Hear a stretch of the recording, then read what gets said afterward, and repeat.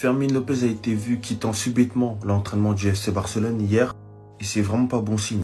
On a appris hier que Manchester United préparait une offre de 70 millions pour le joueur et le voir quitter subitement l'entraînement comme ça, c'est inquiétant pour ceux qui veulent qu'il reste. Et c'est là où j'ai une théorie.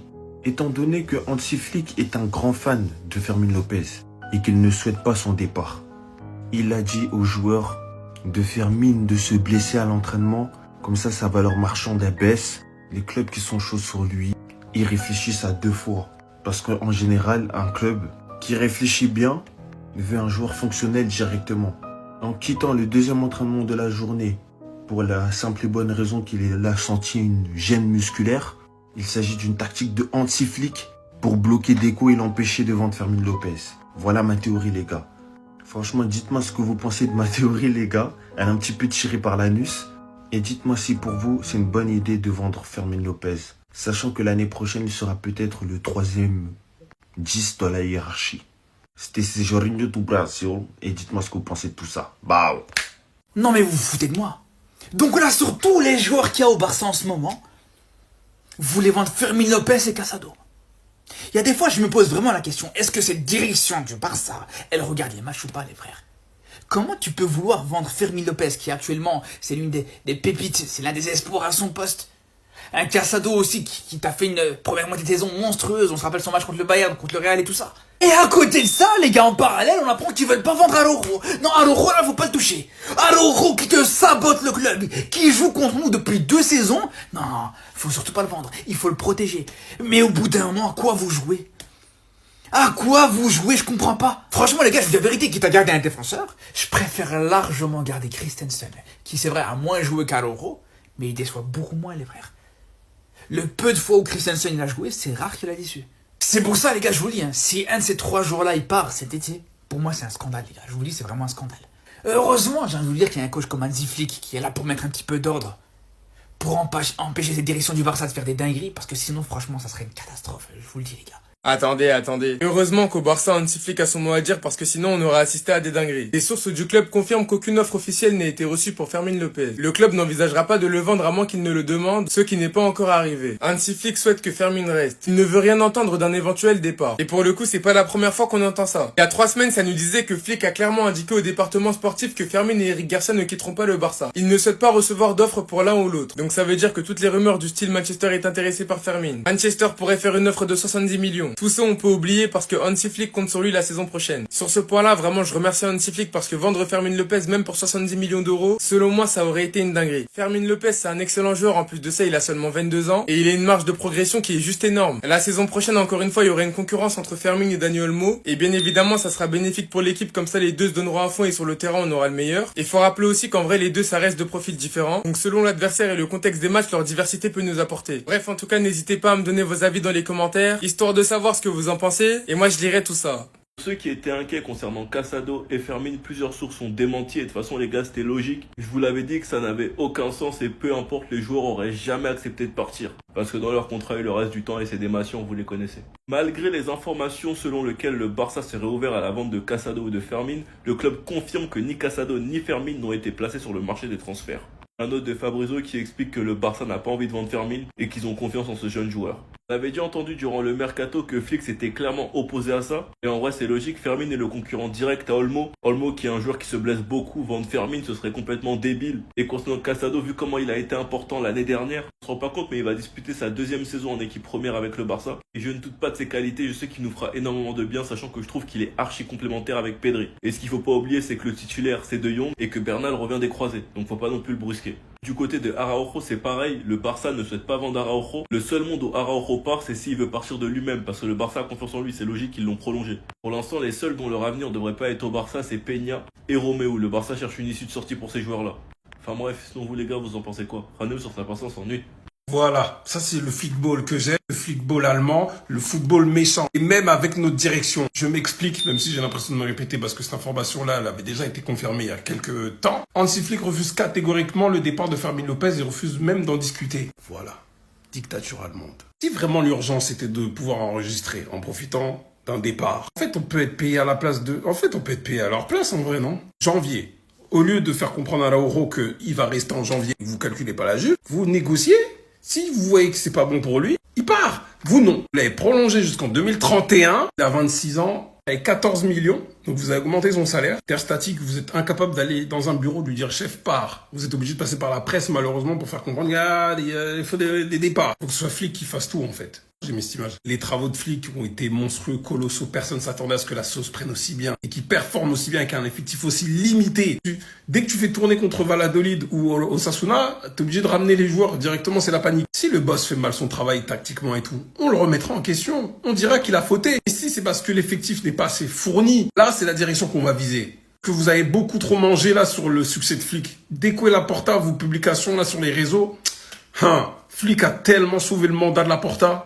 2015-2016, 2016-2017, 2017-2018, 2018-2019, 2019-2020, 2020-2021, Europa League 2021-2022, Europa League 2022-2023, 2023-2024, 2024-2025, 2014-2015. Il y a une hypocrisie sur internet que je déteste, c'est que lorsqu'il faut vanner le Barça et dire que ça fait 10 ans qu'ils n'ont pas gagné la LDC, il y a du monde. Et c'est ces mêmes supporters qui te diront quand ça leur chante, tu supportes le Barça par facilité. Dans tout ce que je vous ai montré que ce qui s'est passé en Ligue des Champions. Mais entre temps, je pourrais très bien vous parler du départ de Neymar qui a totalement bouleversé le club, de Bartomeu qui a détruit le club, qui fait qu'on est endetté et qu'on peut pas recruter comme un grand club. Le Barça qui pour moi n'a pas respecté Suarez et qui ensuite prend une Liga avec l'Atlético Madrid. Rendez-vous compte, le départ de Messi. Notre joueur Coutinho qui marque contre nous au 8-2. Griezmann qu'on a payé hyper cher et qui finalement a flop et est parti à un prix ridicule à l'Atlético. Dembélé qu'on a lui aussi payé hyper cher, qui au Barça a flop, manqué de sérieux, est parti au PSG pour un prix ridicule, actuellement favori numéro 1 au Ballon d'Or et il a remporté la LDC. Bilbao qui nous fouette l'année dernière et gagne la Coupe du Roi, et qui nous climatise 2 étés d'affilée au Mercato. J'ai même pas envie de vous parler de la saison 2021-2022. Et la petite cerise sur le gâteau, sur les 10 dernières années, j'ai vu mes rivaux remporter 5 Ligues des Champions. 5! Je sais qu'il y a des clubs dans des situations pires que nous, et que sportivement le Barça est de retour, et brillera en Europe. Mais pour ces 10 dernières années, je laisserai personne me dire que supporter le Barça c'était la facilité. Et je pense qu'avec tout ce que je vous ai énuméré, sans même parler de tout, vous réfléchissez un peu plus. Enfin bref, sinon vous les gars, vous en pensez quoi? Rendez-vous sur sa personne, on s'ennuie. Regardez ça les gars, comme par hasard. Vous voyez la saison dernière, il y a tout le monde qui critiquait le piège du hors-jeu du Barça, les frères. Tout le monde disait que c'était ridicule, que ça servait à rien, que c'était risqué. Et là, toutes les équipes d'Europe sont en train d'essayer de faire la même chose. Vous allez voir les gars, cette saison, il y a tout le monde qui va essayer de faire le piège du hors-jeu du Barça, les gars, vous allez voir. Parce que c'est toujours comme ça, même à l'époque du jeu de Guardiola. C'était déjà comme ça, tout le monde le critiquait.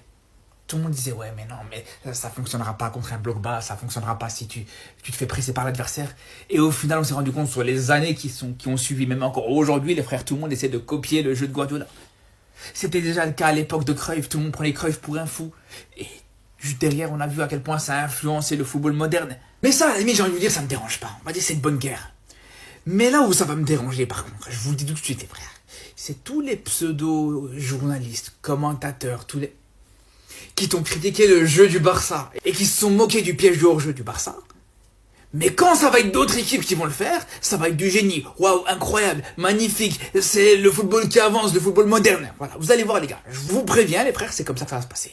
Beaucoup de gens oublient que le Paris Saint-Germain 2025 peut égaler en termes de trophées le grand Barça de Guardiola avec 6 titres, le grand Bayern d'Hansi Flick qui d'ailleurs nous avait pris la Ligue des Champions. Parce que depuis qu'on a perdu en finale de Coupe du Monde des clubs, les gens ils pensent que ça y est, le PSG 2025 c'est finito. Non les gars, c'est pas fini. Il nous reste encore 2 trophées pour égaliser ces grandes équipes et ça commence direct le 13 août, PSG Tottenham, Super Coupe d'Europe et à la fin de l'année, la Coupe intercontinentale. Je sais que ça fait du mal à beaucoup de gens de nous voir à la table du grand Barça en termes de trophées, du grand Bayern qui a tout écrasé en 2020. Et en plus, voir Dembélé remporter le Ballon d'Or et voir Dembélé rentrer dans cette liste de joueurs qui ont gagné la Coupe du Monde, la Ligue des Champions, le Ballon d'Or, on voit même que des légendes qui ont marqué le football, ils y sont pas, ça fait mal, mais c'est la réalité. Le PSG 2025, faudra compter sur nous. Parce que même si les autres équipes se sont renforcées, et franchement, ça va être une bataille incroyable, faudra compter sur le Paris Saint-Germain, on reste les favoris, on reste les tenants du titre de toutes les compétitions.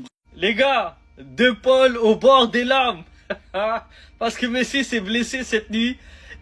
Il a envie de pleurer. Je vous promets, moi j'aime bien Messi, vous connaissez, mais ce mec-là il me choque. Plus les jours y passent, plus il me choque. Regardez ce qu'il a déclaré. En fait, Messi il s'est blessé, mais tranquille, tu vois. Il a dit, à ce moment-là, j'ai eu l'impression que le temps s'est arrêté. J'ai regardé le visage de l'entraîneur et j'ai vu la même peur dans tous nos yeux. Personne ne veut voir Messi blessé, personne. Si, les pros CR7 ils veulent, hein, crois-moi. À la mi-temps, j'ai couru vers lui dans les vestiaires et je lui ai demandé, Léo, comment tu vas? Il m'a regardé avec ce calme que tout le monde connaît et m'a dit, t'inquiète pas, Rodri. Juste une petite gêne au muscle à la cuisse, rien de grave. Ce mec-là, c'est une histoire, c'est un film. J'ai jamais vu un mec comme ça. En fait, il a pas d'ego. Il a vraiment pas d'ego, il a pas de honte, il a pas de pudeur. Déjà, il a signé à l'Inter de Miami pour Messi. Il a dit, j'ai signé là-bas pour lui. J'avais envie de m'entraîner tous les jours avec lui. Il a dit en équipe nationale, c'est bien, mais c'est trop court. Moi, je voulais être au quotidien avec lui. C'est un ouf. Et là, il a vu Messi, il avait mal. À la mi-temps, il avait qu'une chose en tête, c'est courir vers Léo pour dire qu'est-ce qu'il y a, ça va mon gars, tu vois bien. Bébé, ça va? La déclaration de Rodrigo de Paul sur Messi, elle va vous choquer. Alors en gros, on lui a posé la question pourquoi il souhaitait à tout prix rejoindre l'Inter Miami avec Messi. Il a dit, je voulais vivre cette expérience de jouer tous les jours avec le meilleur de tous. Donc en gros, le GOAT. Rodrigo de Paul explique qu'il est venu à l'Inter Miami pour jouer avec Messi. Léo Messi et moi, nous avons toujours eu le rêve de jouer ensemble en club, de partager le quotidien. Chaque fois que nous nous retrouvions en sélection nationale, le quotidien était incroyable, mais c'était toujours un peu court. Parce qu'en gros, en Argentine, en sélection, c'est soit un mois pendant la Coupe du Monde, soit c'est des trêves nationales, soit c'est les Copa América, donc c'est assez court. Et après, il a déclaré ce rêve de jouer avec Messi était là, et il s'est finalement réalisé. Mais les gars, est-ce qu'il a pas raison en vrai? Là, derrière votre écran, là, qui rêve pas de jouer avec Messi? Qui? Toi, tu vas me faire croire que t'es un fan de foot? On te propose de jouer avec Messi, tu vas dire non? Bon après j'avoue Rodrigo de Paul, il aime vraiment Messi mais comme un truc de fou. Mais en vrai de vrai, quand on se pose et on réfléchit bien, tu t'entraînes avec Messi tous les jours. Tu joues au foot avec Léo Messi tous les jours à l'entraînement, il te choque. Surtout que les deux, ils sont argentins. Lionel Messi, il considère quand même De Paul comme son ami. Donc ils doivent faire des barbecues ensemble avec Suarez, ils doivent sortir ensemble, tout ça. Le frérot, il a quand même rejoint l'Inter Miami. C'est à Miami, vie de rêve. La MLS, c'est pas le championnat de Ligue 1, c'est pas le championnat de la Première Ligue. Donc en vrai de vrai, il va se régaler. Mais en vrai, il a raison, les gars. Il a raison.